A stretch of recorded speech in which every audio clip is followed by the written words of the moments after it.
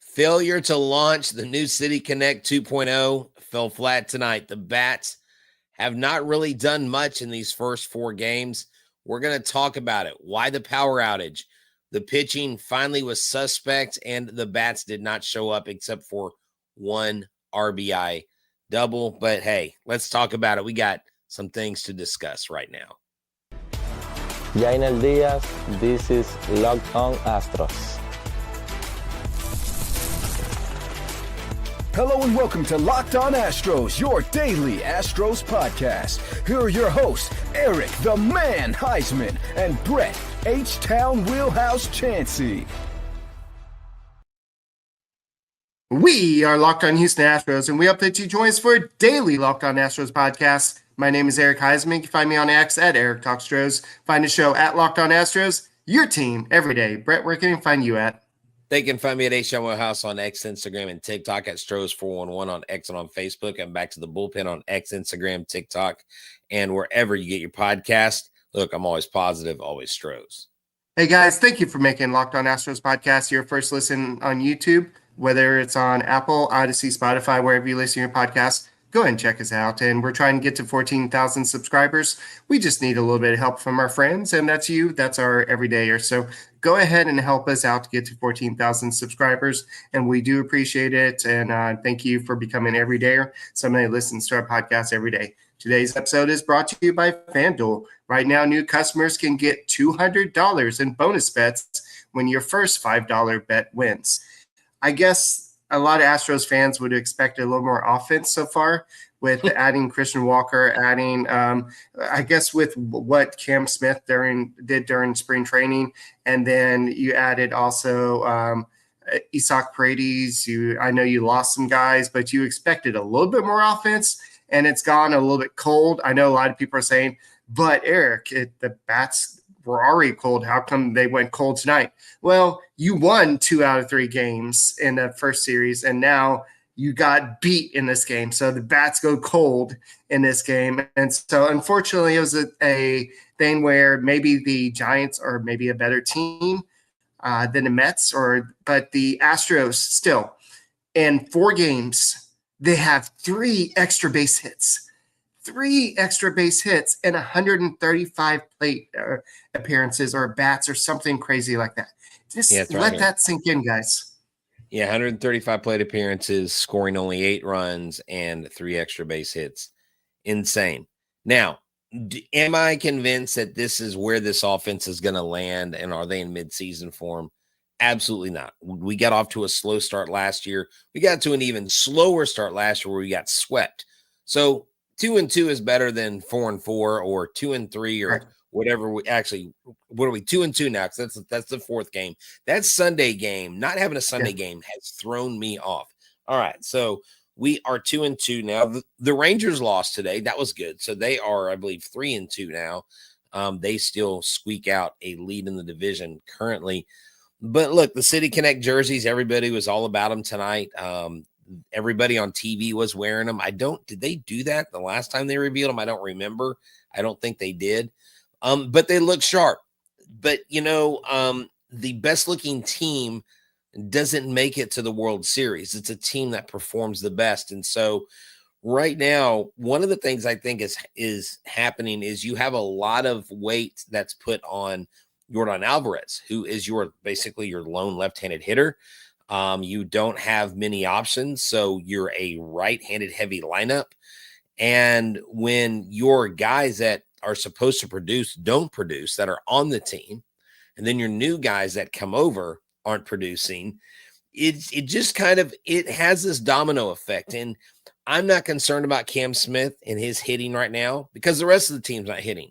It'd be different if Cam Smith was batting 125 and the rest of the team was all between 250 and up, right? That's just not happening. But the offense is sputtering, and they're sputtering at home. And it begs the question that everybody's asking on social media. And why do I mention that? Because that's kind of where we hang out now. When we're in the public square, we even tweet at each other 5 feet away. And the common theme right now is, do we need new hitting coaches? I don't know if that's the deal. I don't know what the thing is, but it seems like this offense, since the last World Series, and even in that year overall, has been in a continual decline. It's not been a massive, like drastic decline, but it has been a slow decline and is not the strength of this Houston Astros team in 2025 early on. Yeah, and I think that's going to turn around. It just takes some time, and at least it's better than 0-4. Like we got swept to start the season last year, and then we went on to that terrible start in April. But the offense has got to turn things around. You know, that team that has Alvarez, that has all these sluggers on the team, Diaz, Paredes, and then Christian Walker. And Christian Walker is crushing the ball. He has a lot of high exit velocity hits. So I think that the ball is going to start flying out here pretty soon. I know that you and I were talking before about last year, the Astros struggling to score at home. Hopefully this is not a carryover effect. This is a new stadium. This is not Minute Maid Park anymore. This is a new stadium. And I did get clarification on the train. There are 25 baseballs in there, and each of them represent a different year in Minute Maid Park or Daikin Park history. Yeah, exactly. You mentioned the Christian Walker exit velo on his single, 111.4 miles an hour off the bat. And that was absolutely insane. You know, Isaac Paredes started the game out. He saw 8 pitches, Eric, and got a walk in his first at bat. And you thought, okay, this is going to bode well for the Astros. Like, they're going to, Hicks threw like 21 or 22, I think 21 pitches in the first inning. So that was a good thing. So you hung 21 pitches on them. You didn't get anything done, but neither did the Giants. And so you were kind of hoping that this pitcher's duel would end up going in the Astros' favor, because the last time Ronel Blanco pitched in a City Connect uniform to debut it, he threw a no-hitter. I was there. And so he didn't get that done this time. He gave up a couple runs. He didn't pitch horrible tonight. But when your bats aren't hitting the ball in the gap, so when your bats aren't hitting the ball over the fence, it doesn't take but one error, one mistake, a couple runs, and then the wheels can kind of fall off. But definitely not a pretty game. It's also not the end of the world. This is the beginning of the season. You still have a chance to get 2 out of 3 from the Giants, but you 100% you have to hit. Yeah, and I actually remember that game last year because I was at the hospital with my girlfriend at the time. Now she's my wife, but she had just had a surgery, and I'm like, man, this is such an awesome game. Blanco is just coming out dominating, and we're like, nobody would have expected this. And he didn't have the same type of performance tonight, but that's okay. He's your 4th starter, but 5 innings, 3 hits allowed, 3 walks, 6 strikeouts. I think when he left, they gave up another run, but overall, his ERA is 5.40 on the young season so far. But he's the first Astro starter so far to not go 6 innings. So all the other 3 have gone 6 innings. So it's still if it would have gone one more inning, it would have been still a quality start. So I'm not going to hate on him too much. It's just the offense wasn't scoring. Then you had Contreras come in and give up the 3-run home run. Then Montero came in and gave up 2 runs later on in the game. So when the offense isn't scoring, then your bullpen is coming in and blowing up the lead. That doesn't help the situation. But the Astros are where they are. If you're not going to outscore them, the bullpen is not built like it's been in the past. And the Astros have found success with their bullpen. And that's not the case. I mean, it could be strong. We've seen it strong so far, but now we've seen the other guys. Ryan Gusto came in and made his major league debut today after almost making his major league debut last year. Right. They talked about him getting cut from his high school baseball team twice. And so this is a guy that through perseverance, he has made his way to the big leagues. 2 innings, 2 hits allowed, 1 strikeout, no runs. So Ryan Gusto, I think he's going to find a home with the Houston Astros as one of those long relievers. But Brett, after this, we're going to have to talk about Jose Altuve. He played second base. What does this mean? Is he moving back to second base? We'll talk about this next. This episode is brought to you by FanDuel. March Madness is here. The Final Four is here, and San Antonio is hosting the Final Four between Auburn and I just went blank. Auburn and Florida versus the University of Houston and Duke University. That's right. If you come to FanDuel right now, new customers can get $200 in bonus bets when your first $5 bet wins. That's $200 in extra bucks to use on everything from buzzer beaters to the University of Houston Cougars clinching that final game and winning the title. Look, I've got my eye on the Houston Cougars. You should have your eye also on the Houston Cougars. You should take the totals, take the spreads, take the props, whatever you can. With these tournament games happening, there's something exciting to bet on for both games going into the final game. So the FanDuel app is simple to use, and when I win, I get paid instantly.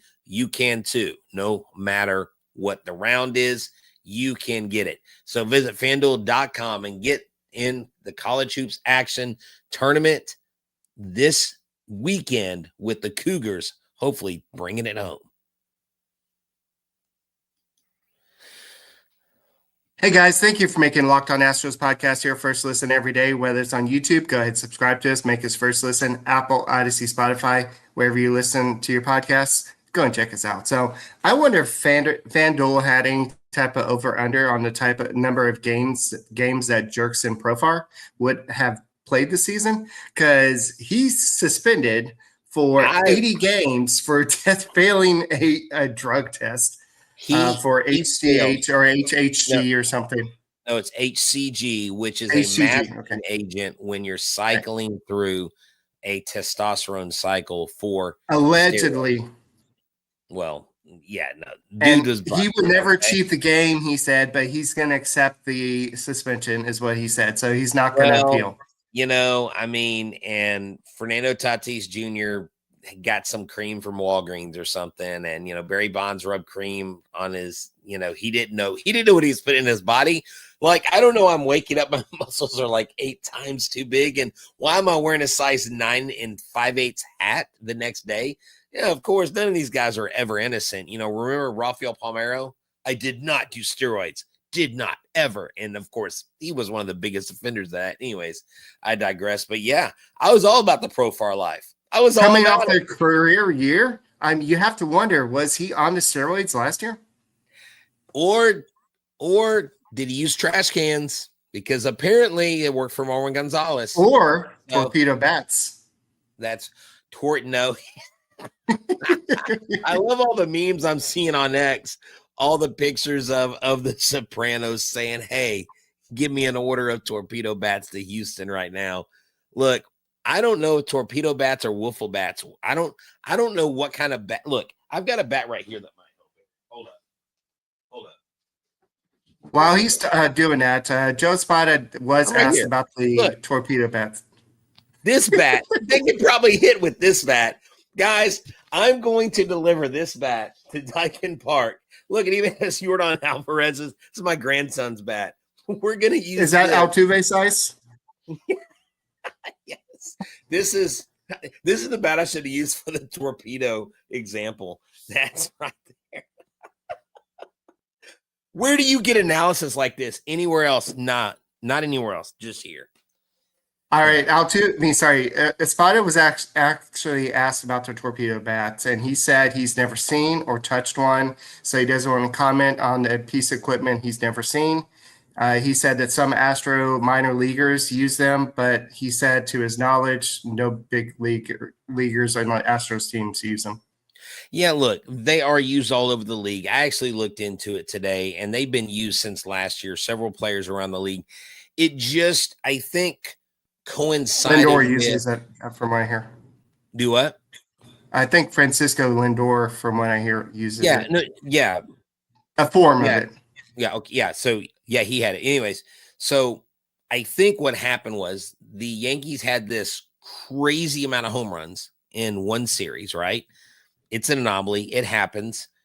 And they happened to mention the torpedo bat on the broadcast. And I think after they mentioned it, I think Jazz Chisholm hit the home run. That's where everybody started freaking out. But yeah, you got guys using these bats that aren't hitting well.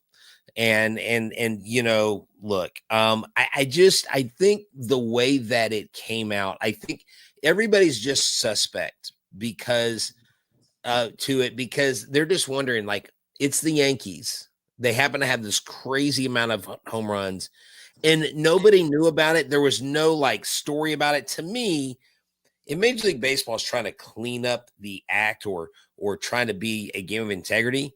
You got to have full transparency, right?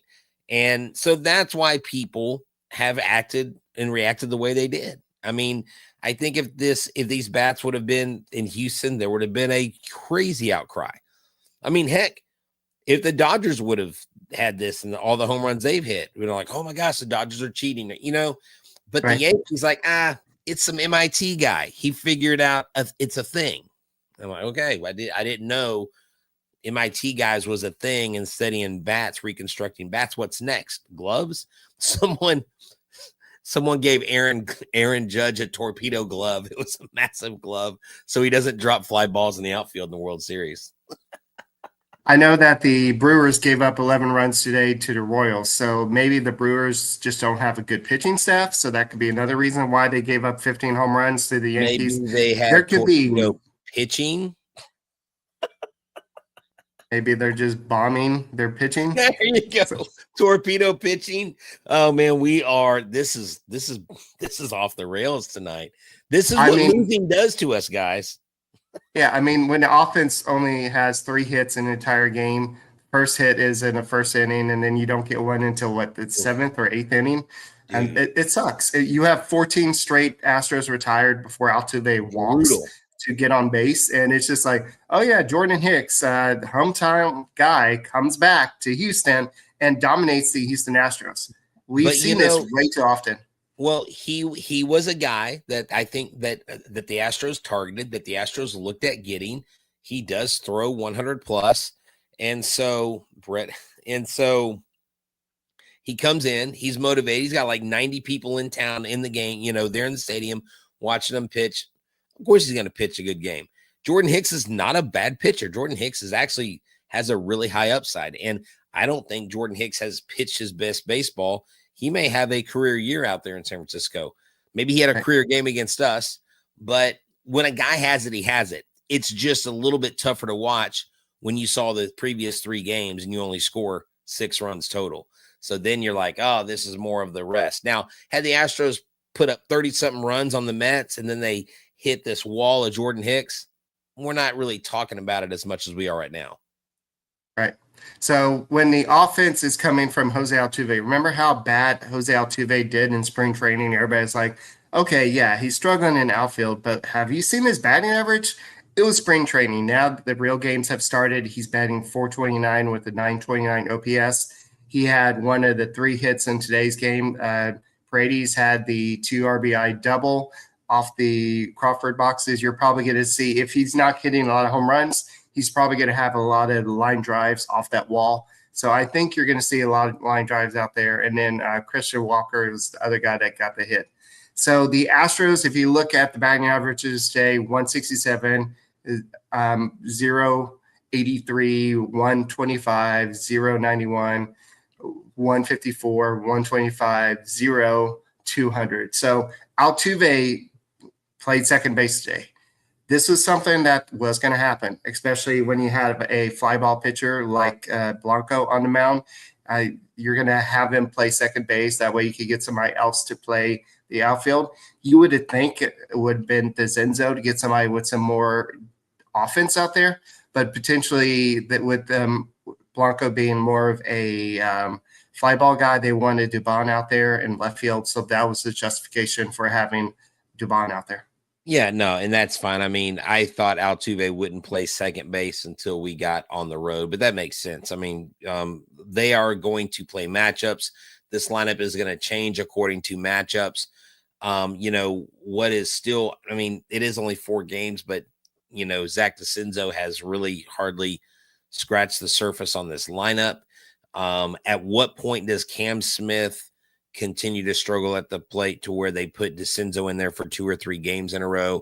Are they going to let Cam Smith play out several games, wait till the off day? That will be his off day and keep him out there, because to me, you got to build confidence in the rookie.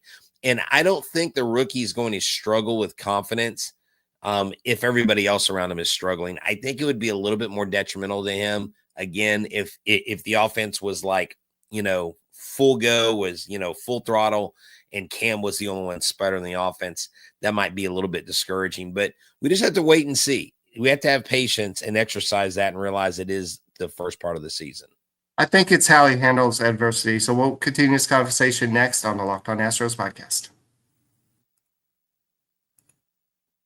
That's right. SupplyHouse is the place you need to go for all your HVAC, electrical, and plumbing needs. I'm telling you that I know, as the son of a master electrician, I should say retired master electrician, because my dad definitely did earn that. If he would have had this growing up, he would have loved it. I've actually shared this with him, and he uses it. Why? Because they have a complete inventory of over 200 parts from 400 plus top brands. This semi-professional master electrician and my dad gets exactly what he can need. It gets delivered fast from coast to coast. And if he ever needs help ordering, SupplyHouse offers expert support, industry-leading service, so he can always talk to a real person. And for you trade pros out there looking for that extra edge, you can get the free Trade Master program, which offers exclusive perks like a dedicated phone line, free shipping, and discounts on every order. Thousands of skilled professionals are already taking advantage. Now it's your turn. So join the Trade Master program today at supplyhouse.com/TM and start ordering your plumbing, HVAC, and electrical supplies with just a few clicks, and use the promo code SH5 for 5% off your first order. That's supplyhouse.com. Hey guys, thank you for making Locked On Astros podcast your first listen every day. Whether it's on YouTube, go ahead, subscribe to us, make this first listen. Apple, Odyssey, Spotify, wherever you listen to your podcasts, go and check us out. So when you see the cool kids doing something, you want to try it. Well, Ellie De La Cruz with the Reds was like, you know what? I want to try this torpedo bat. So he tried it in the game. He had 2 home runs in today's game and 7 RBIs. And so his manager, Terry Francona, said, well, I think it's more about the player versus the bat. But I think with the fact that you're seeing these guys have success with this, I mean, De La Cruz, he can hit some home runs, but 2 home runs, 7 RBIs. If this becomes a trend, especially with a lot of teams and a lot of players having down years, whatever it is, you might see some of these guys say, you know what, I'm going to try this bat. Well, here's the thing. The batting average in Major League Baseball has continued to trend downward. I mean, league average is like 240, Eric. So it's not like league average is, 260 to 270.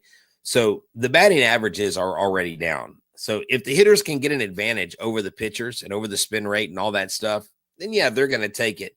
I would argue it's the player and the bat. Well, right. I mean, look. Okay, steroids is cheating. I'm not saying that this bat is cheating. But even if you take steroids, nobody talked about the guy who hit 208 and 8 home runs and took steroids.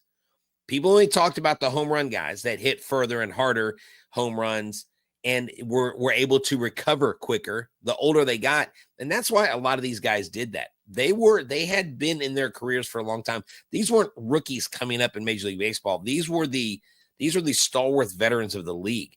And then Barry Bonds was like, well, hell, if everybody else is getting an advantage, why can't I? I'm a multi-time MVP. I'm one of the best players in the game, but I'm getting old. I'm not immortal. So boom. So he starts shooting up, right? These torpedo bats, it could have a ripple effect through the league. And whoever's making them or whatever companies start jumping on this, making their version of the torpedo bat, someone hopefully has a patent on this. Because someone's going to be making a lot of money. But it is interesting that people are hitting more home runs now. If you get guys that are jammed, that are getting jammed, that don't get their hands through the zone quicker, this bat is definitely an advantage. And if it's within specifications, what can you say? Yeah, it's not like in Little League when there's certain bats you cannot use for safety reasons. It's not like that. These are there's nothing that says you can't use them, and players have been using them. It's just not something that players are comfortable using. I need the Bat Bros on YouTube. I need to reach out to them. I need to have them test these bats because they test all the Little League bats And in Little League, they have the aluminum bats, and you can get a bat shaved and rolled. Okay. And what that means is they take the cap off, and there is a restrictor ring on the inside of the bat. They take the restrictor ring out, they make the inside wall thinner, and then they roll it, right?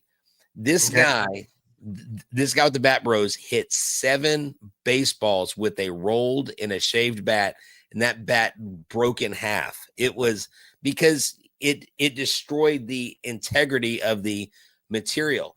Now, if these torpedo bats broke and shattered like uncharacteristically, then you'd be like, okay, something's crazy.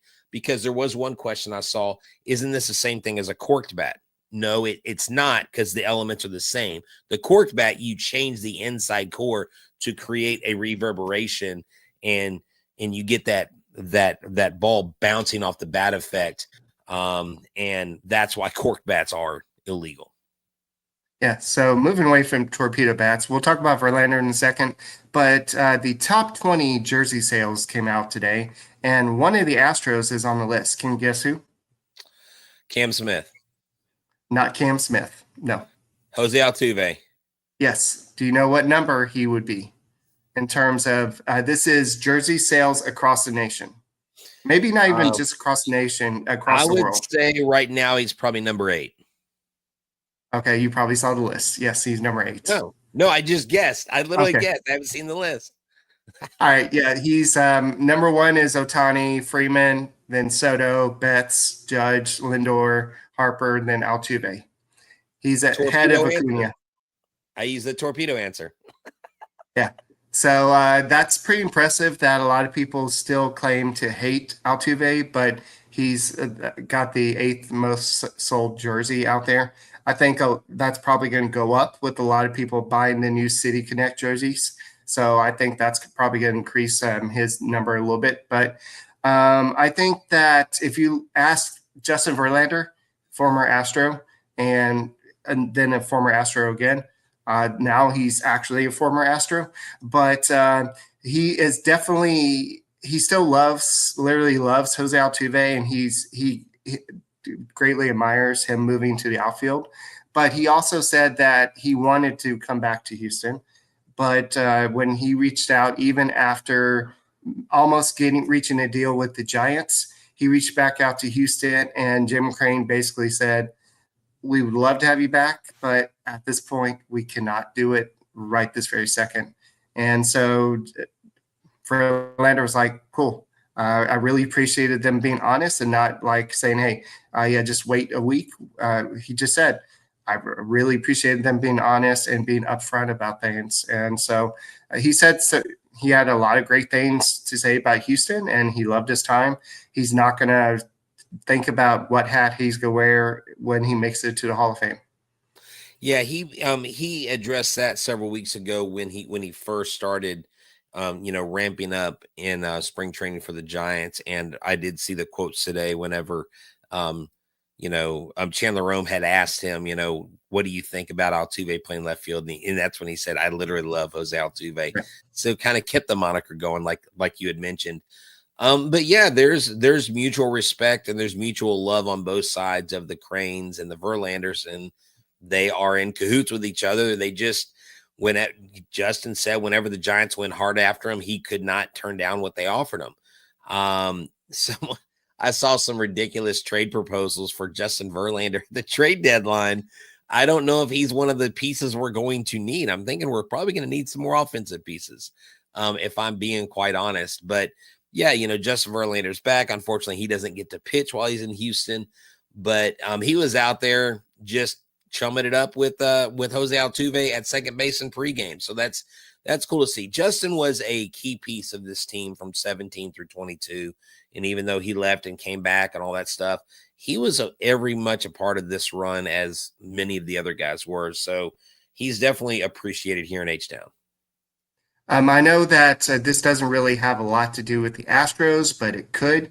Garrett Crochet agreed with a 6-year, $170 million extension with the Red Sox. Okay. So that kind of sets a precedent maybe for what maybe Valdez would want. something around that ballpark. Well, isn't Crochet a lot younger? Yeah, he's younger too, but still, that's kind of the going rate for left-handers, and he doesn't have a lot of experience. So you're talking about somebody like Wilmer Flores that does have the experience, and so I think this probably sets a market for what you're going to have to look for. Yeah. But Garrett Crochet is 25. Wilmer Valdez is 31. Wilmer Valdez isn't going to get a 7-year, $160 million deal. 6-year, $170 million deal. But what Fromber does have going for him, Eric, and you are onto something here, is he's a left-hander, he throws hard, and he stays healthy. I mean, that's not easy to come by. He will give you between 170 and 200 innings every year he plays Major League Baseball. Whether he's 34, 31, or 37, he's going to give you that. And so, yeah, I mean, these markets are being set, and I actually kind of joked on X. I probably shouldn't have, because Rafael Devers is down bad and 16 strikeouts and counting. I was like, are they taking money from Devers' contract and giving some of that to Garrett Crochet because he's performing so bad? I mean, dude, Devers, if he keeps this up, like, I don't know what's happening to the guy. And did you see what happened to Bregman today? Yeah. Oh, my gosh.